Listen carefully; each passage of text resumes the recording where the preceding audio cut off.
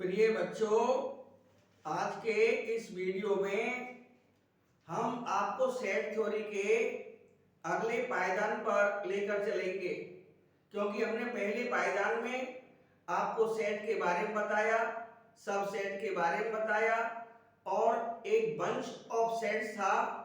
n is a subset of w, w is a subset of I और z, z is a subset of q, q is a subset of r is a subset of complex numbers।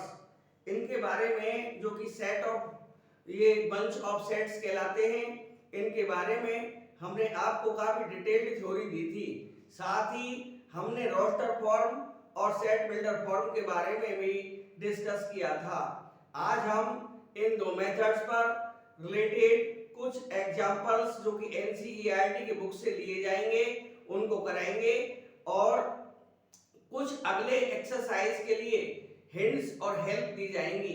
आशा है आप हमारे इस video में बने रहेंगे और अंत तक इस वीडियो को देखते रहेंगे, तो इससे आपको काफी लाभ प्राप्त होगा, काफी मजा आएगा वीडियो देखने में। देखिए, हम एक पहला इसका एग्जांपल लेकर चलते हैं। एनसीईआरटी के क्वेश्चंस हैं और एनसीईआरटी बुक से ही एग्जांपल 1 है। ये सेट थ्योरी है, set theory 11th class chapter 1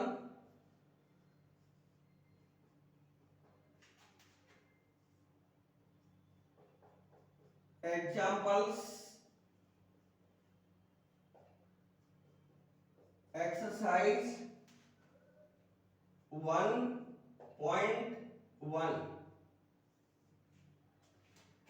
पहला एग्जांपल है इसमें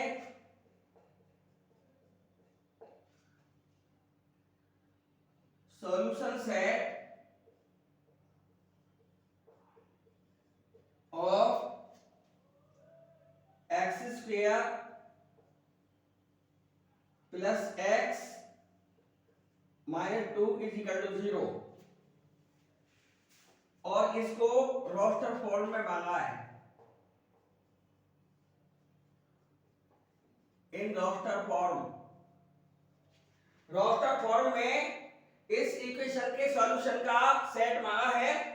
तो सबसे पहले हम इसका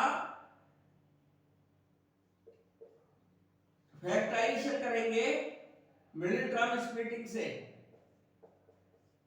इंप्लाइज एक्स स्क्वायर ए प्लस का 2x हो जाएगा माइनस x हो जाएगा माइनस 2 इक्वल टू 0।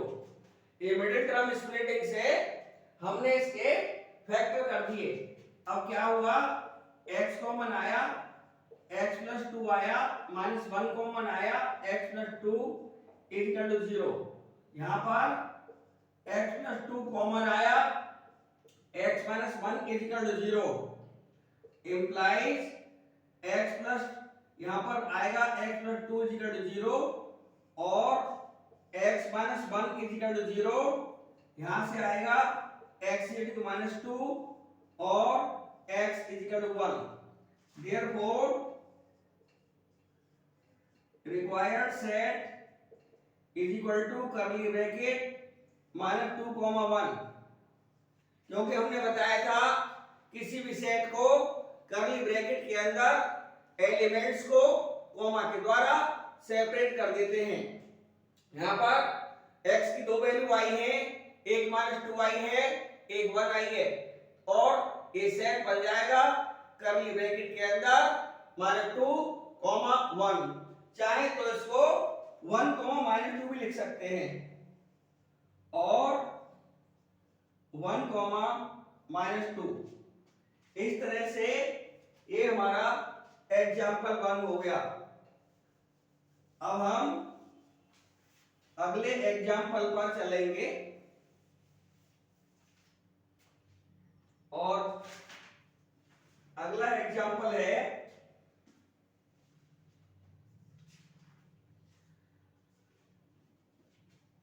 एग्जाम्पल 2 है एग्जाम्पल 2 है set curly bracket x such that x is a positive integer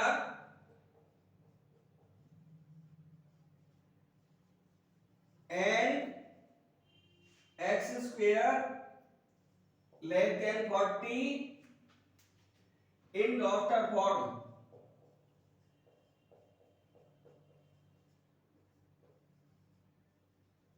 ये भी हमको रोस्टर फॉर्म में निकाल के दिखाना है। इन्होंने साफ कहा है जो भी सॉल्यूशन आएगा वो पॉजिटिव इंटीजर आएगा। तो यहां पर ये सेट हो जाएगा। ऐसी वैल्यू ढूंढेंगे कि x का स्क्वायर करें तो 40 से कम होना चाहिए। यानी यहां पर मैं x की वैल्यू लिखूं, यहां x स्क्वायर करूं, इधर में 40 लिखूं, इधर लास्ट में रिलेशन आएगा x square less than 40, x square less than 40। तो ये वैल्यूज हमें लेनी पड़ेगी लाइक दिस। मान लीजिए मैं पहले 1 भरता हूं x की वैल्यू, तो 1 का स्क्वायर 1 आएगा जो कि लेस देन 40 है, यानी राइट है। ये एक जो है 40 से कम आएगा, ये वैल्यू ली जाएगी। अब मैं 2 भरता हूं तो 2 का स्क्वायर 4 आएगा, तो यहां पर भी एक ओके है। 3 ले लेंगे 9 आएगा, वैल्यू ओके। 40 से कम सारी वैल्यूज ले लेंगे और ये 40 से कम आ रहा है, अब 4 ले लेंगे 16 आएगा, ये वैल्यू ओके। 5 ले लेंगे 25 आएगा, ये वैल्यू ओके।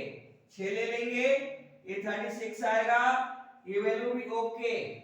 अब यदि 7 ले लेंगे तो 49 आएगा, ये वैल्यू ओके नहीं है, क्योंकि उसने कहा था x स्क्वायर लेस देन 40। तो यहां पर जो वैल्यू जाएंगी x की 1, 2, 3, 4, 5, 6, और ये हमारा आंसर हो जाएगा। यदि वो इंटीजर कहता तो इंटीजर में -1, -2, -3, -4, -5, -6, 1, 2, 3, 4, 5, 6 और एक 0 भी आ जाता। लेकिन उसने साफ साफ मैसेज दिया है कि पॉजिटिव इंटीजर ही आनी चाहिए, और मैथमेटिक्स में हम कंडीशंस में बाउंड हो जाते हैं। उसी कंडीशन को मानते हुए हमें सेट लिखना पड़ता है, और हमारा जो सेट है वो 1, 2, 3, 4, 5, 6 ये फाइनल आंसर है। अब हम एग्जांपल 3 पर चलेंगे। एग्जांपल 3 में उन्होंने हमसे कहा है कि right the set A is equal to 1, 4, 9, 16, 25, in set builder form। इसको सेट बिल्डर फॉर्म में हमको लिखना पड़ेगा। तो हम यहां पर एक बात एनसीईआरटी ने क्लियर बताई है इस चैप्टर में कि यदि हमें कुछ भी नहीं दिया है तो हम उसे नेचुरल नंबर के द्वारा रिप्रेजेंट करेंगे। जैसे यहां पर इसको लिख सकते हैं 1 का स्क्वायर, a2 का स्क्वायर, a3 का स्क्वायर, a4 का स्क्वायर, a25 5 का स्क्वायर और डॉट डॉट डॉट। अब हम देखते हैं कि ये 1, 2, 3, 4, 5 और स्क्वायर कॉमन है, तो क्या हो जाएगा x such that x is equal to n square, where n belongs to n, क्योंकि ये डॉट डॉट लगा हुआ है और इसकी लिमिट नहीं है और नेचुरल नंबर इन्फिनिटी तक जाएगा। इस तरह से ये हमारा जो आंसर आएगा x such that x is equal to n square, वो n belong to n हो जाएगा क्योंकि यहाँ पर n क्लियर नहीं है। 1 भी आ रहा है, 2 भी आ रहा है, 3 भी आ रहा है, 4 भी आ रहा है, 5 भी आ रहा है, कॉमा डॉट डॉट डॉट सारे नेचुरल नंबर आ जाएंगे। एक और पते की बात यहाँ पर यह है कि यहाँ पर जीरो नहीं लिया गया है, इसलिए होल नंबर का सेट से नहीं बोल सकते। नेगेटिव नंबर का स्क्वायर हालांकि पॉजिटिव आएगा, यानी -1 का स्क्वायर, -2 का स्क्वायर, -3 का स्क्वायर, -4 का स्क्वायर, -5 का square, comma dot dot dot, वो कंडीशन भी आ जाएगी और ए पॉजिटिव वाली आ जाएगी। लेकिन जीरो छूट रहा है, जीरो छूट रहा है। और ऑन द नंबर लाइन यदि हम बात करें तो ऑन द नंबर लाइन में ये जीरो यहां पर होता है, इसके लेफ्ट साइड में -1 -2 आदि आदि होते हैं, राइट में 1 होता है, 2 होता है। अब बताइए, नेगेटिव नंबर सारे हमने ले लिए, पॉजिटिव नंबर हमने सारे ले लिए, और यदि हम इंटीजर सेट की बात करते हैं, यहां पर एनसीईआरटी गलत नहीं बोलती है, एनसीईआरटी सही बोला है। यदि हम नेगेटिव से पॉजिटिव की तरफ चले तो जीरो को कभी भी नहीं छोड़ सकते हम। अब जीरो को छोड़ देंगे, जीरो को छोड़ देंगे तो सेट ऑफ इंटीजर्स कभी नहीं बन पाएगा, क्योंकि इंटीजर्स में हमने बताया था जीरो भी आता है, इसलिए ये नेचुरल नंबर का सेट ही यहां पर बन पाएगा। इसलिए यहां से आगे की लाइन क्लियर है। ये बड़ा इंपॉर्टेंट क्वेश्चन है, देखने में बहुत आसान लगता है, लेकिन जब इसे सॉल्व करते हैं, जब इसी गहराइयों में जाते हैं, तो ये क्वेश्चन काफी बढ़िया अहम क्वेश्चन बन जाता है। हमने पूरी कोशिश की है इस क्वेश्चन को समझाने के लिए, इस एग्जाम्पल को समझाने के लिए, अपनी तरफ से सॉल्यूशन क्लियर करने के लिए। हो सकता है आपको ये समझ में आ गया होगा, नहीं तो आप दोबारा समझ लीजिए, क्योंकि हमने नेगेटिव नंबर से पॉजिटिव नंबर की तरफ चले, जो भी कंडीशन स्क्वायर की नेगेटिव के लिए भी सही है, पॉजिटिव के लिए भी सही है, लेकिन जीरो तो नहीं दिया है। हाँ, जीरो दे दिया होता तो हम कंडीशन इंटीजर की तरफ ले जा सकते थे, फिलहाल यहाँ ये संभव नहीं है। अगले सवाल पर, अगले एग्जाम्पल पर चलते हैं। एग्जाम्पल 4 क्या कह रहा है?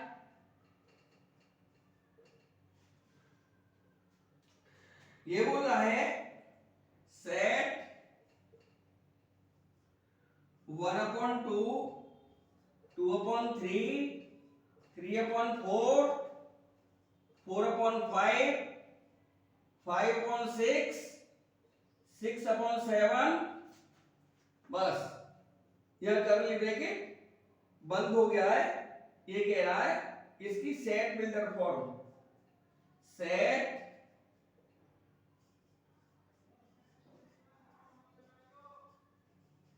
बिल्डर फॉर्म में इसका आंसर मांग रहा है। देखिए यहां पर दोबारा से जीरो नहीं है और स्क्वायर भी नहीं है, जीरो नहीं है, नेगेटिव नंबर नहीं आएंगे, ये भी नेचुरल नंबर के सेट की तरफ जाएगा। देखिए हम क्या करेंगे, इसको इज इक्वल टू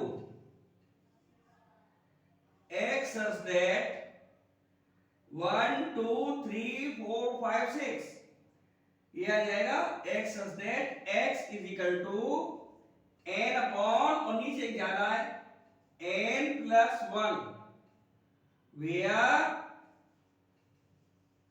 n की वैल्यू कहां से कहां तक है, 1 less than is equal to n less than is equal to 6।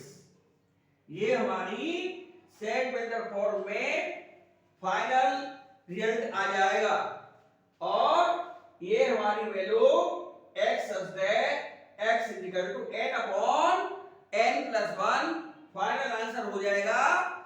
और n की वैल्यू ऊपर से देखें 1 2 3 4 5 6, 1 से लेके 6 तक की वैल्यू है n की, तो हमने ये फाइनल आंसर कर दिया। अब हम लास्ट एग्जांपल पर चलेंगे।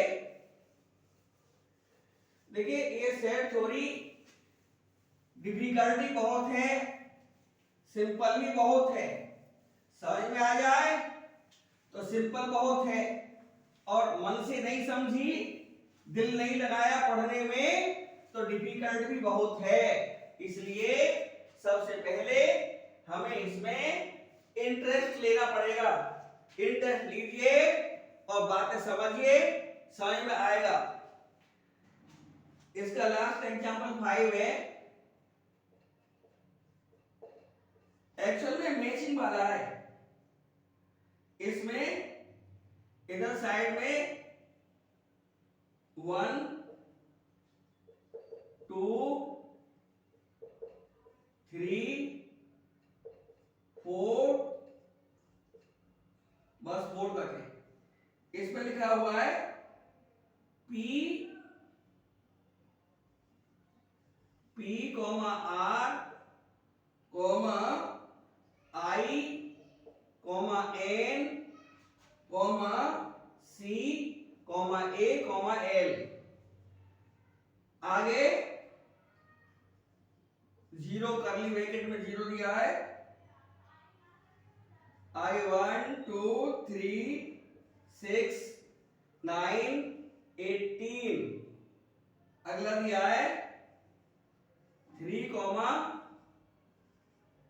-3, और इधर दिए हुए हैं A, B,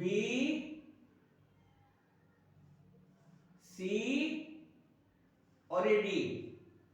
इधर साइड में दिया हुआ है X such that X is a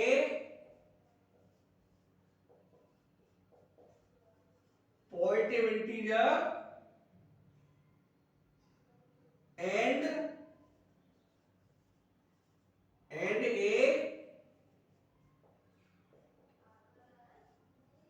division of 18। B दिया है X such that X is an integer and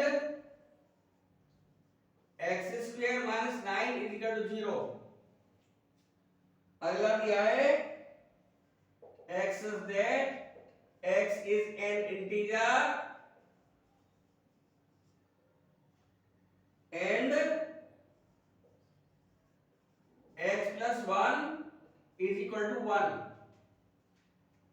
last दिया है x such that x is a letter of the word principal, Principal।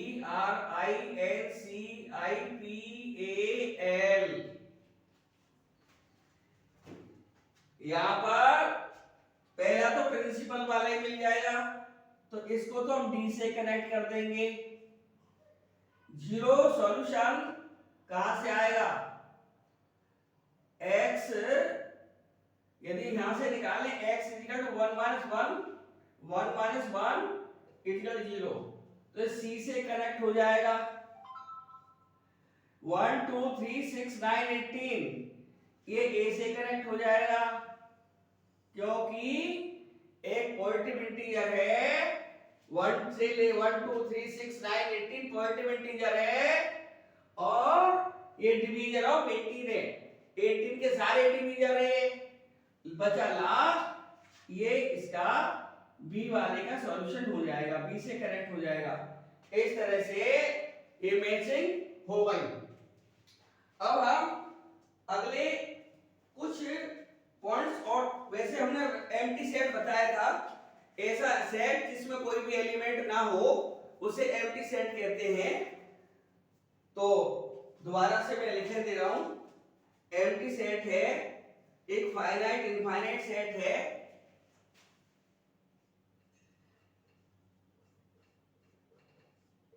empty set, a set which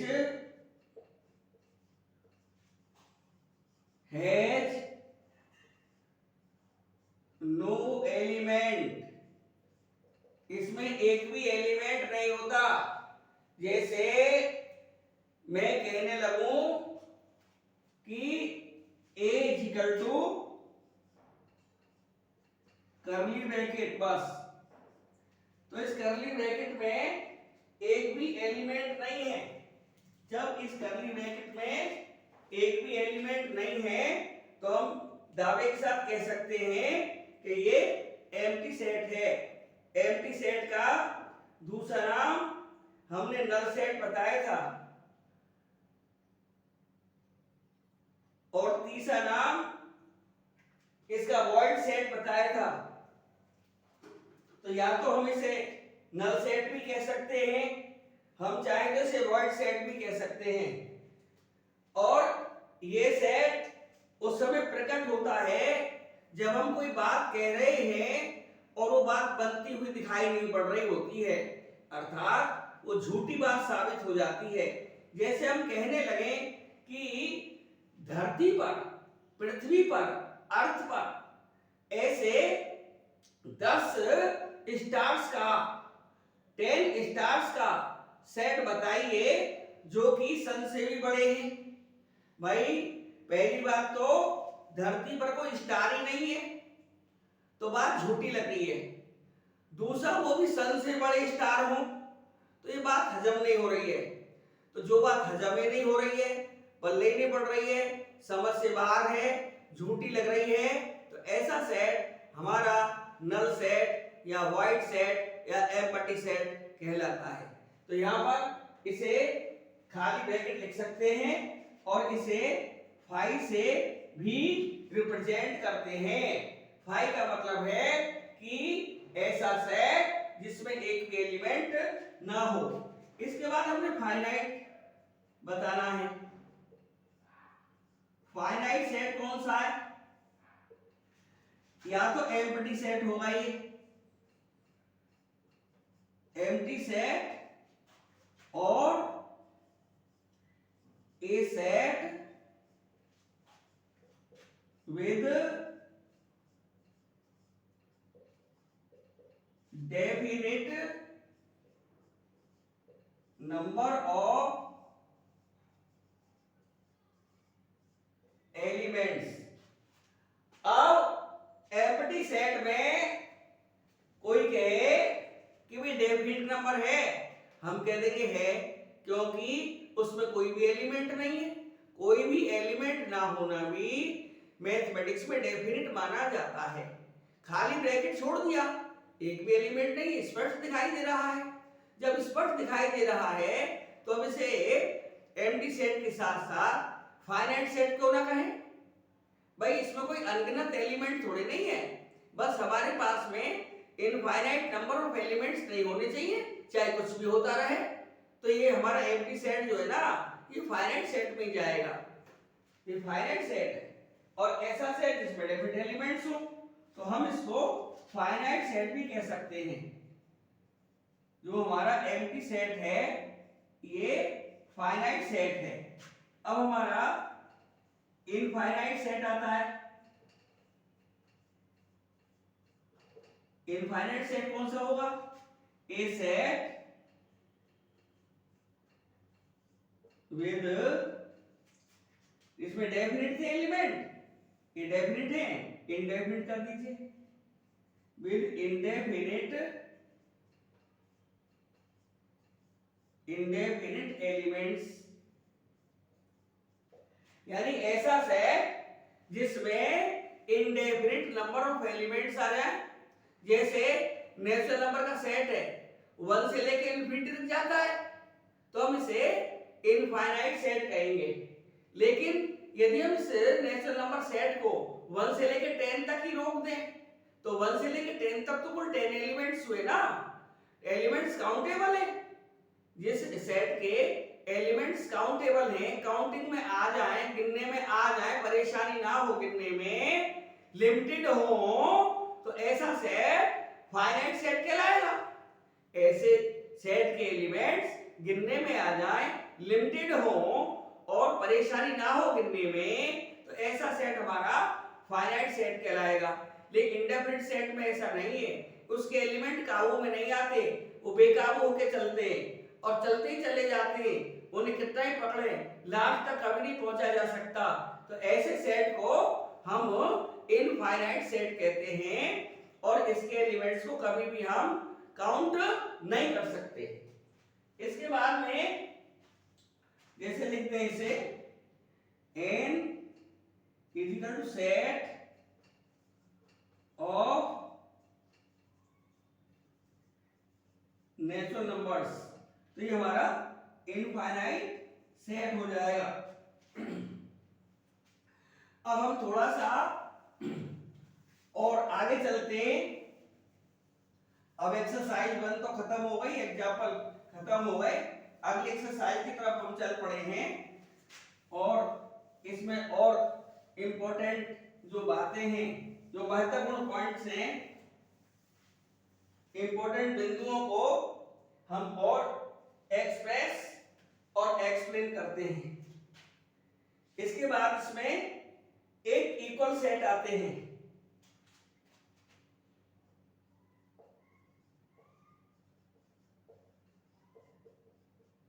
equal sets हैं और वैसे दिया नहीं है, एक इक्विवेलेंट सेट्स भी होते हैं। और सबसे पहले इसमें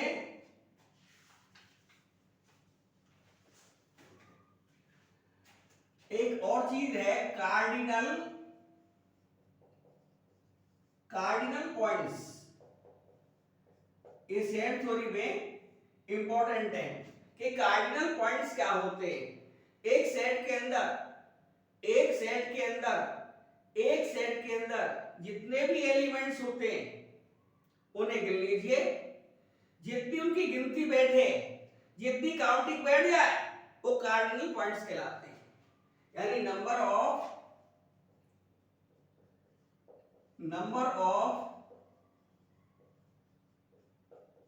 एलिमेंट्स इन ए सेट, एक सेट के अंदर जितने भी एलिमेंट्स होते हैं, example A is equal to A E I O U, इसमें number of cardinal points is equal to 5। इसको सेट थ्योरी में NA के रूप में रिप्रेजेंट करते हैं। n का मतलब है नंबर ऑफ एलिमेंट्स, n का मतलब है नंबर ऑफ एलिमेंट्स, और a लिखा हुआ है in set A is equal to 5। Equal sets कौन से हुए? दो sets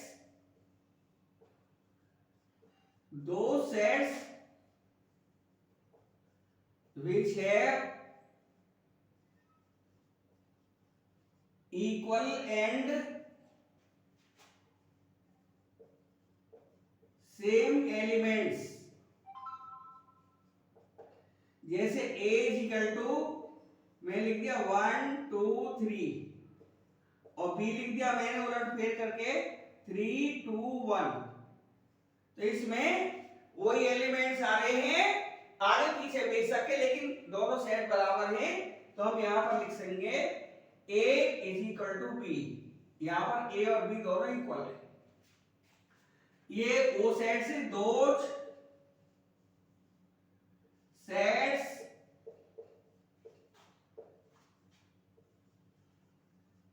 which have equal number of elements। इन दोनों सेटों में इक्वल नंबर ऑफ एलिमेंट्स मिलेंगे। जैसे एग्जांपल लें, A is equal to 1 2 3 4 5, B लिखें 1 2 3 6 7, 1 2 3 4 5।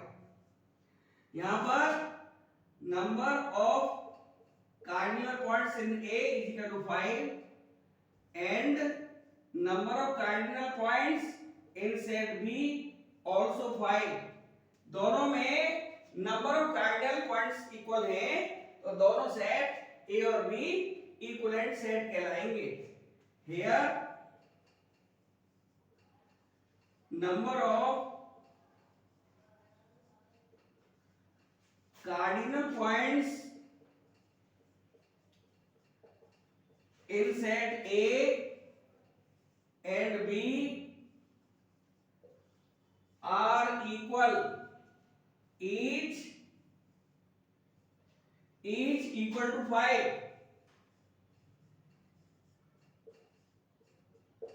Therefore A and B are equivalent sets. ये दोनों इक्विवेलेंट सेट हो गए, क्योंकि सेट ए में भी 5 एलिमेंट्स हैं, सेट बी में भी 5 एलिमेंट्स हैं। ये अलग बात है कि दोनों एक जैसे नहीं हैं, कुछ उनमें कॉमन है, बाकी कुछ कॉमन नहीं है। जैसे सेट ए में और सेट बी में 1 2 3 एलिमेंट्स कॉमन है, सेट ए में 1 2 3, सेट बी में 1 2 3 कॉमन तो हैं, लेकिन सारे एलिमेंट्स इक्वल नहीं है। लेकिन एक बात और स्पष्ट कर देना चाहता हूं कि जो इक्वल सेट्स होते हैं वो इक्विवेलेंट भी हो जाते हैं, लेकिन जो सेट इक्विवेलेंट होते हैं वो इक्वल हो ही जाए ये गारंटी नहीं है। जैसे हमारा सेट ए 1 2 3 4 5 था, बी हमारा 1 2 3 6 7 था, इनमें नंबर ऑफ एलिमेंट्स इक्वल हैं, लेकिन ये दोनों सेट इक्वल नहीं है, क्योंकि डिफरेंट एलिमेंट्स दोनों सेटों में आ रहे हैं, कुछ कॉमन एलिमेंट्स को छोड़कर, जो कि दोनों में 1 2 3 सेम एलिमेंट्स हैं। लेकिन यदि हम पहले वाले एग्जांपल की बात करें, सेट ए में 1 2 3 एलिमेंट्स थे और सेट बी में 3 to 1 एलिमेंट्स हैं। Number of cardinal points in set A 3 and number of cardinal points in set be also 3। दोनों में कार्डिनल पॉइंट्स 3 हैं, बट एलिमेंट्स भी सेम हैं, एलिमेंट्स भी सेम हैं, तो इक्वल के साथ साथ इक्विवेलेंट भी हो गया। तो एक रिजल्ट निकल कर आया, equal sets are also equivalent. एक रिजल्ट आया, इंपॉर्टेंट रिजल्ट।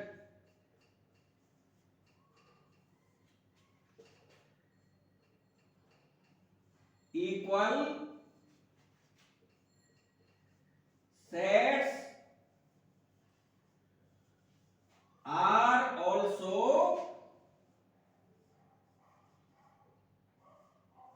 Equivalent sets.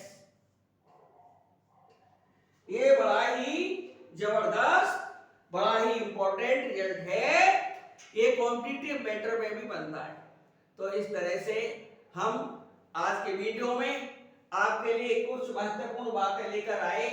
हो सकता है कि आपको बातें समझ में आई होंगी, लेकिन हम आपसे वही बात करते हैं, यदि वीडियो वास्तव में अच्छी लगे तो ही हमारे इस चैनल को सब्सक्राइब करें, शेयर करें और लाइक करें, और हमारा मैसेज दूर दूर तक पहुंचाएं। जैसा भी आपको उचित लगे आप करें, आप मालिक हैं, हम तो इसमें आपकी सेवा कर रहे हैं। जैसा कि अब आपको आगे भी मिलती रहेगी, उससे आपको निश्चिंत हो जाना चाहिए। अगले वीडियो में फिर आपसे मुलाकात होगी। तब तक के लिए धन्यवाद, नमस्कार।